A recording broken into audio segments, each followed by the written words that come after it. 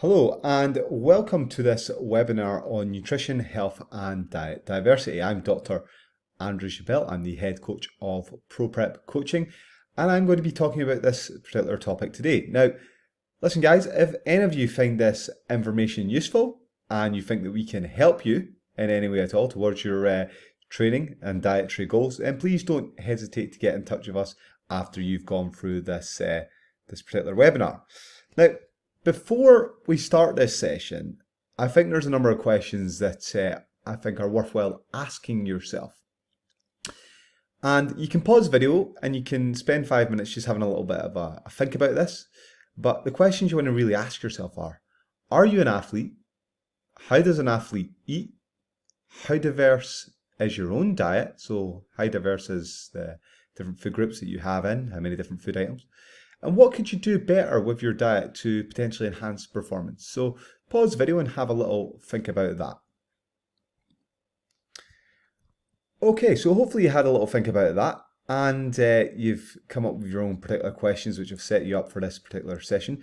But when we talk about health and we talk about nutrition, very often we're referencing things like this here. We're talking about things like our Eat Well Guide, which is a healthy, balanced diet, or the Harvard Eating Plate as well, which is a slightly different depiction of very similar information. And if you go around the world, so you look at like the Canadian healthy eating advice, or the Japanese, or the German, or the French, what you tend to see is this sort of uniform recommendations that most of our diet should be made up of fruits and vegetables, whole grains and tubers, healthy proteins, dairy, and that we should be really looking to limit the amount of fats, trans fats, and junk food essentially within our diet. So they're all sort of singing from a similar sort of hymn sheet. Now, before we go on and go any further, I think it's just worth sort of pointing out that the things that I'm going to talk about here today are methods that I utilize with my own particular athletes. We do use evidence-based methods at ProPrepCoaching, so we use a lot of these approaches to help our athletes get in shape. I'm a published researcher in this area, and you can see as well I am also a competitor at the same time. And I've helped lots of different athletes get ready for the stage down years. Here's just a nice selection of some of the athletes that we've worked with over the last few years. You can see here, this is a world championships where athletes are winning pro cards, and then we've got athletes from all classes and all levels competing in these shows as well. So like I said, guys, don't hesitate to get in touch if you think this information is useful and you think that we can potentially help you. So what we're going to talk about in this particular session is why a diet being diverse is important for health. What's the advantages of being perhaps flexible or consistent? What we should consider when making food swaps, and what are some good food swaps that you can potentially make within your diet to boost the diversity. Now, as I've said before, in the previous slides, then a healthy diet looks kind of like this. And it's worth remembering that a high performance diet is also a healthy diet as well. You can quote me on that, but it's something that I used to always talk to my students about when it came to sports nutrition. I used to show them guidelines around nutrition for the general population, and then I would put it to them, how is an athlete's diet similar? And over time we'd sort of more or less all come to the same consensus that a healthy diet is a high performance diet, and that athletes just tend to eat a lot more of that good quality stuff, and sometimes in different proportions as well. Obviously we can mix things up in terms of if we've got specific goals, we might decide to go higher in protein, maybe slightly lower in carbohydrates. But generally speaking, a healthy diet is made up of adequate amounts of fruits and vegetables, lean proteins, dairies, tubers, and healthy oils in there. And you'll notice there's fish in here at the same time. That's seeds, nuts, and tubers. And the thing about human beings is that we're really evolved and equipped to be nutritional generalists. So although we can survive on diets which aren't optimal for health, these diets are not necessarily the best way to go about trying to perform. So again, we've got things in our nutritional toolbox, things like zone diets, 5-2s, keto and things like that might work, but That's because we're generally well adapted to our environment to be able to use fats, proteins, carbohydrates, and generally what was ever around to allow the organism to survive. And that's evolved over millions of years. So 2 million years ago we were Australopithecus, then we went on to being Homo erectus, and then for about the last 250,000 years, depending on what you read, we've been Homo sapiens. And vitamins and minerals, plant polyphenols, these all perform important roles within our body, and they can be found ubiquitously within plants and animals. So B vitamins, for example, are found in meats. Minerals tend to be found in high quantities in plants and animals. So it's important that we eat a diverse diet so that we can get all of the diverse ranges of vitamins and minerals to make sure that we're not lacking anything, because these things perform important roles within our body and they coexisted along with our evolutionary history to make sure that we were as healthy as we possibly could be. Of course, with any sort of dietary information or training information, it's worth mentioning that some people are high responders or low responders. Some people need a little bit less of a certain vitamin. Some people need a little bit more of a particular vitamin. And some people will respond high to certain diets and low to other diets as well. And our elite athletes tend to be high responders to most things. In terms of bodybuilding down the years, my experience has very often been that bodybuilders tend to take a very basic approach. They work very hard, they've got very basic diets, very basic training splits, and they just tend to outwork the opposition. They've also got fantastic genetics. However, I'm here to tell you that by implementing some of these methods that we use at ProPrepCoaching, e.g. making sure that we've got a more diverse diet, this can help you get that extra little bit of 1 or 2% to push you ahead of people that are maybe perhaps not focusing on some of the things that you're focusing on. Takes time though, and it's not going to happen overnight. And if you look at this little radar plot here, you can see that over the years, as the athlete evolves, they get better at doing things like nutrition, flexibility training, they get better at sports psychology, they build more muscle mass, their strength improves, they get better at data analytics. So it's a gradual process over time, and you should go and watch the high performance sport video that I put together as well if you want to learn more about these different sort of concepts and how you can push yourself ahead. Now, the problem with most bodybuilding diets is that although people get generally high adherence to them, well, bodybuilders do anyway, they tend to be very low in dietary diversity. So this is data from a study that I published in 2018. And you can see here that in terms of a bodybuilder's diet, it's generally made up of these main constituent parts and very low in some of these other sort of areas.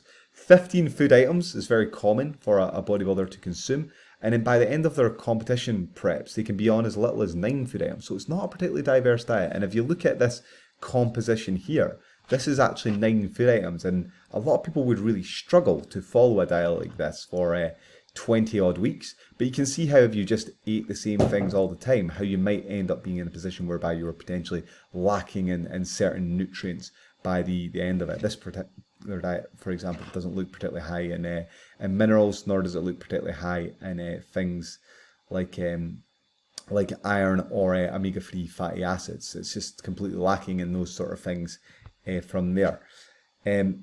Calcium, the main source, looks like it's coming from whey protein. So we're kind of struggling really here on this one, and it could be even worse if there's not any milk or yogurt or anything like that within this composition. A lot of bodybuilders don't even add berries to their mix. You can see how you're not even managing to get a basic sort of 5 a day that we often talk about. So this is 1, 2, 3, 4, 5, 6, 7, 8, 9 food items. 9 food items.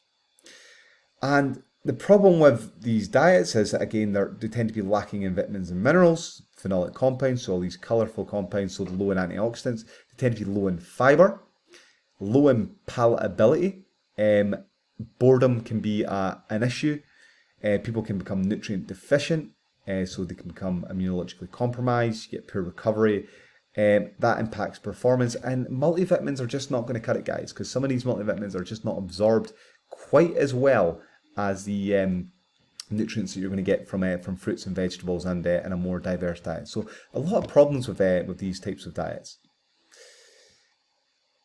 But this is again what we're sort of really looking to try and ensure that we do throughout, which is to track things, ensure we have sufficient fluids, and follow a diverse diet with, again, much more diversity in this particular diet just by adding the tomatoes to the green beans. Now, food swaps, it's very easy to boost the micronutrient content of your diet and change the macronutrient content just by making some simple swaps. So you don't always have to eat rice all the time. Rice and pasta are very similar. White fish, you can go for cod or haddock. However, you could also go for salmon and mackerel and make little changes there. Poultry, it doesn't always have to be chicken. You could have turkey. Tubers, sweet potatoes are easy swaps for white potatoes or red potatoes. Dairy, you can go low-fat cottage cheeses or low-fat yogurts. Again, different nutritional composition. And fruits, very easy to swap bananas and apples. But it's also very easy to swap a lot of your vegetables about at the same time. And if you were to do this sort of thing once a week, you can see the amount of dietary diversity and the amounts of vitamins and minerals that you're going to have within your diet. Quite easy. When your foods aren't similar though, and when I say in the grand scheme of things, there's some minor differences in the macros between those particular food groups, but it's not enough that it really makes all that much of a difference. So you might get, say, 100 calories from an apple and then, say, 98 calories from banana, and you might be looking at, say, a 1 gram difference in terms of the carbohydrate content. That, in the grand scheme of things, doesn't really matter. If foods are really that different and you're looking to make your diet more diverse and you're not sure how to do it, well, you can speak to your coach. So any one of us at ProPrepCoaching, we're there and we're available to help our clients out with that at any time when they want to make those changes. And it's not that difficult for us to do it. Or if you're good at tracking, then it's really easy to have flexibility and to swap things about using apps like MyFitnessPal. We use Nutritics here at ProPrepCoaching. Some good high quality protein meals you can see here. So I'll let you pause this video again and you can have a little look. But one of the main things to note is that animal-based products that tend to be the highest in protein. So you can get a large range of protein, good high quality protein from different sort of sources, and it's easy to make little changes. The only thing we have to be mindful with swaps is that we do have calorie goals and macro goals for a reason. And if you make too many changes, you can end up with something completely different from the plan that you were on. And this will affect your progress. So it's okay to change 1 or 2 things, but if you change the whole thing wholesale, then you might find that you've got a completely different macronutrient and energy content of your diet. And it can be off by 200 calories. And that's definitely enough to affect you when it comes to us losing weight or to potentially us gaining weight, which are often goals that we work with people here. Stability in terms of a diet can be excellent in terms of providing sustained performance. It's very easy to track someone's weight loss or weight gain when they are eating similar things all the time. Also, appearance-wise, it will look similar. So we maybe want to be mindful of what we're doing when it comes to getting ready for things like contest preps or doing photo shoot cuts from there. The other thing to sort of bear in mind is that people tend to justify poor choices when they're making swaps. So be honest with yourself and ask yourself, is this a good swap for what I'm trying to achieve? Okay, so that's our presentation on food swaps. I hope you find it interesting. Some basic things that I would sort of say that are really helpful that I've found down the years is swapping out different veggies. It's very easy to do that. Adding more than one type of berry to a meal, really easy to boost your content there. Having fruit bowls whereby you've got lots of different types of fruits. It's very easy to have a couple of satsumas or tangerines instead of an apple one day. Swapping out things like pears and peaches, again, so you can get a higher content there. Having different cereals for breakfasts, so things like Weetabix instead of oats. Having different carbohydrate sources, so pasta, bulgur wheat, quinoa. Again, very useful ways in which we can get more diversity out of the diet. The thing is, you've got to plan for it, and you've got to know what you're doing on here. So have a think about this, know where you can up your game, and believe me, it will impact your performance. You'll get much more micronutrients in diet, much more antioxidants in diet, and that can significantly help your performance. Once again, if you found this information useful, be sure to get in touch with us at ProPrepCoaching. We'd love to work with you and get you on our stages or get you towards one of your goals that you have in mind. And finally, if you want to find out more information, then please check out us on the Instagram and also check us out on our website as well. I'm Dr. Andrew Spelt. Thank you for your attention.